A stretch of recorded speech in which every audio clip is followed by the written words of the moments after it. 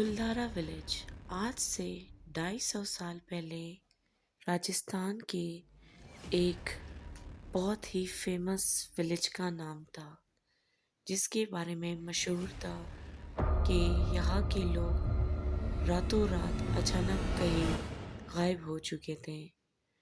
जिसके बारे में ये भी मशहूर था कि वहाँ एक चुड़ैल बसा करती थी, जो कि अपने आप को हमेशा अमर रखने के लिए वहाँ के गांव के रहने वालों को, स्पेशली सारे यूथ जनरेशन यानी जवान औरतों लड़कियों की बलि चढ़ाकर उनका खून पिया करती थी, जिसकी वजह से वहाँ के रहने वाले लोग काफ़ी तंग आकर एक सिख ब्राह्मण के पास जाकर उसकी शिकायत लगा दी ताकि उसे मार दिया जाए। उसकी मदद से उस चुड़ैल को वहाँ पे दफना दिया गया।